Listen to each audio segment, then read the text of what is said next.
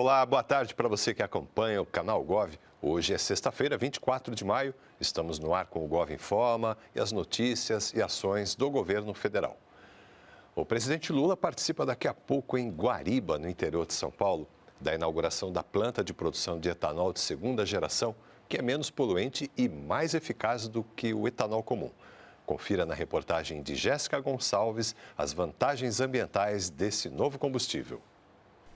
Ao chegar a Guariba, cidade a 350 quilômetros da capital paulista, o que mais se vê é plantação de cana-de-açúcar. A pacata cidade do interior do estado, com pouco mais de 37 mil habitantes, é pequena em tamanho, mas uma gigante para o setor sucroalcooleiro. É aqui que fica o Bioparque Bonfim, onde vai ser inaugurada a maior planta de etanol de segunda geração do mundo, também conhecido como E2G. Com um investimento de 1 bilhão e 200 milhões de reais, a planta tem capacidade de produzir 82 milhões de litros de etanol 2G por ano. Só para se ter uma ideia, essa quantidade produzida aqui seria suficiente para encher 32 piscinas olímpicas, ou ainda mais de 1 milhão e 800 mil tanques de carro, considerando um tanque médio de 45 litros. Diferente do etanol tradicional, que é feito com o amido do milho ou o açúcar da cana-de-açúcar, o etanol de segunda geração é produzido a partir de resíduos agrícolas, aquela parte que a gente não come, que geralmente é descartada, como a palha, o bagaço e o talo das plantas. A planta de E2G do Bioparque Bonfim usa uma tecnologia que aproveita o bagaço da cana, o que permite um aumento de até 50% na produção de etanol, sem precisar expandir a área de plantio. O etanol de segunda geração também reduz em 30% a emissão de gases do efeito estufa, se comparado ao etanol comum, que, por sua vez, polui 80% menos do que a gasolina. Além dos veículos convencionais, o biocombustível pode ser usado para a produção de plásticos verdes e para abastecer aviões e navios. Quando a gente fala da produção de E2G, está muito envolvida essa questão da economia circular, em função da gente utilizar um resíduo de um processo industrial para produzir um combustível renovável. O que isso significa? Com a mesma cana plantada, a mesma quantidade de hectares, a gente consegue produzir 50% a mais de volume de etanol, sem precisar plantar mais nenhum hectare de cana. Isso tudo é que traz para o nosso produto, essa condição de ajudar na descarbonização do planeta. Com a construção da planta que fica no Bioparque, foram criados 1.700 empregos diretos. Magno é um dos 250 funcionários efetivados após a conclusão da obra e conta que a oportunidade mudou sua vida. O meu trabalho aqui na fábrica é acompanhar o processo de produção de etanol de segunda geração, no caso é o pré-tratamento, operar os equipamentos, e acompanhar tudo o dia a dia do equipamento, como que ele está funcionando, a rotina operacional, os equipamentos estão respondendo de acordo com o que o operador pede lá no campo. O etanol de segunda geração mudou minha vida porque aqui eu estou criando um espaço para poder eu escrever minha própria história, entendeu? Então eu estou aprendendo essa oportunidade aqui e estou agarrando de uma residência, o modo de falar, o ditado popular de Minas. De acordo com o Ministério de Minas e Energia, existem hoje no Brasil 3 plantas comerciais de etanol de segunda geração, com uma capacidade total de produção de 152 milhões de litros por ano. E a estimativa é que até 2033, a capacidade instalada de geração chegue a 600 milhões de litros anuais, com a implantação de 8 novas unidades de produção do biocombustível, que tem papel fundamental na transição para uma economia de baixo carbono. E antes de ir para Guariba, o presidente Lula passou por Araraquara, também no interior de São Paulo, para autorizar obras de prevenção a enchentes que estão previstas no novo PAC. O setor conta com mais de 15 bilhões de reais só para a prevenção de desastres naturais, como ações de contenção de encostas e drenagem. Em Araraquara, no interior de São Paulo, o governo dá início à primeira etapa de uma obra de 143 milhões de reais para a recuperação dos canais da Via Expressa do município e, dessa forma, resolver o problema histórico de alagamentos no local para os próximos 50 anos. Os recursos estão dentro do novo PAC, no eixo Cidades Sustentáveis e Resilientes, um dos que mais tem impacto no dia a dia da população. Afinal, é com ele que as cidades vão ver resultados concretos em problemas como os das enchentes. Até agora, através do PAC Seleções, 91 municípios que enviaram seus projetos foram contemplados com obras de contenção de encostas para a prevenção de desastres naturais. Só para a contenção de encostas serão investidos 1,7 bilhão de reais.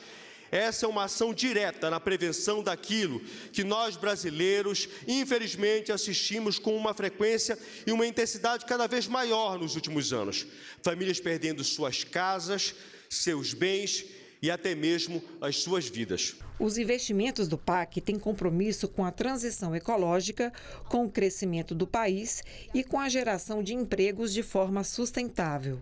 E o projeto de macrodrenagem em Araraquara vai trazer benefícios como esse para a população, que vão muito além de evitar riscos com as enchentes. As chuvas, geralmente chuvas críticas, elas têm um pico muito acentuado, elas vêm de uma vez, despejam aquele volume estrondoso de água e você às vezes não tem tempo para sair de onde está e conseguir ir para um lugar seguro, né? Então, inicialmente, essa mitigação desses riscos eu acho que é o maior dos benefícios aí para a população. Mas até pelos programas que a gente tem seguido e pelas boas práticas de gerenciamento de macrodrenagem, né? O Ministério das Cidades, né, do Governo Federal, preconiza que a gente faça, junto com essas obras estruturantes ou de melhorias de canais, parques lineares urbanos. Então, a gente tem, dentro desse mesmo projeto grande, são 4 parques lineares urbanos com lagos paisagísticos, equipamentos de lazer, esporte, educação ambiental também, que é fundamental. Nessa primeira parte do projeto, as obras serão subterrâneas e foram planejadas de forma a não interferir tanto na rotina da cidade. Em etapas posteriores, as obras de paisagismo beneficiam diretamente a população, proporcionando opções de lazer. Para isso, inclusive, o Ministério dos Transportes cedeu uma área não operacional de ferrovias, que pertencia à União. Em 2021, o nosso Congresso aprovou o Marco Legal das Ferrovias, que estabelece regras específicas que permitem a devolução de freio. E, por outro lado, são obras públicas de interesse público que passam desde urbanização, áreas para turismo. E, no caso, é importante aqui ressaltar que são obras que se enquadram aí dentro desse contexto de eventos climáticos extremos. E antes de participar do evento de autorização de obras em Araraquara, o presidente Lula, acompanhado da ministra da Saúde, Nízia Trindade, visitou uma escola pública onde funciona o programa Ação Mais Saúde Bucal nas escolas. O presidente citou o programa Brasil Sorridente do governo federal e os impactos para a população de baixa renda. Esse programa Brasil Sorridente, ele foi criado há muito tempo atrás. Ele foi criado ainda no ano de 2003. Muitos de vocês nem pensavam em nascer. E por que nós criamos o programa Brasil Sorridente? Porque no Brasil, as pessoas que são ricas podem ir no dentista toda semana, todo mês, pode ir todo ano, mas as pessoas mais simples, mais humildes, filhas de pessoas que trabalham, essas pessoas às vezes não têm condições de ir no dentista, às vezes a água que as pessoas bebem não é bem tratada e às vezes as pessoas não tinham sequer recursos para comprar os instrumentos para a gente escovar os dentes, uma pasta, uma escova. E também a gente começou a tratar da água, a gente começou a dar flúor para que as pessoas colocassem na água em casa, porque quando a água tem flúor, o dente tem dificuldade de ter cárie. As pessoas, sabe, ficam com os dentes mais sadios. Então, vim aqui visitar vocês. É uma coisa, Edinho, muito prazerosa. É a realização de um sonho. Relações internacionais agora. O presidente Lula lamentou a morte de Michel Nizenbaum, brasileiro que era mantido refém pelo Hamas. Pelas redes sociais, Lula disse que recebeu a notícia com imensa tristeza e prestou solidariedade aos familiares e amigos de Michel. O presidente disse ainda que vai continuar lutando para que todos os reféns sejam libertados e defendeu o cessar-fogo e a paz para os povos de Israel e da Palestina. Ainda na política internacional, o presidente do Benin, país africano com cerca de 13 milhões de habitantes, fez uma visita de Estado ao Brasil. Ele e o presidente Lula tiveram reunião bilateral e assinaram acordos entre os dois países. Brasil e Benin têm um forte passado em comum. Foi de lá que muitos africanos escravizados foram forçados a embarcar para o Brasil.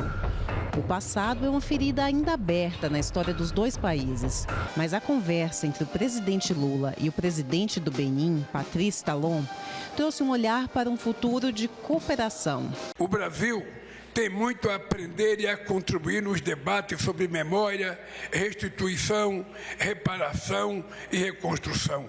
O presidente do Benin está em visita oficial ao Brasil até o dia 25 de maio. A visita presidencial ocorre poucos meses depois da reabertura da Embaixada do Benin em Brasília, em fevereiro deste ano. O Benin é um país um pouco menor que o Ceará, mas com profundas raízes culturais e históricas com o Brasil. É de lá que vem parte da origem do povo brasileiro. Tanto que o Benin é cheio de Silvas, de Souzas, de Carvalhos, e agora os brasileiros também vão poder pedir cidadania beninense. C'est pour cette raison qu'une loi. Uma lei será votada em alguns dias, daqui a alguns dias, no Benin, para conceder a todos os afrodescendentes que assim o desejam a nacionalidade beninense.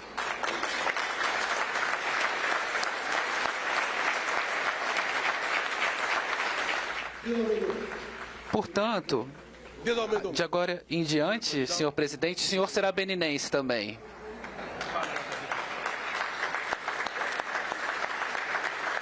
Em 2006, o presidente Luiz Inácio Lula da Silva foi o primeiro presidente brasileiro a visitar o Benin. Desde o início do seu terceiro mandato, Lula busca estreitar as relações com os países africanos.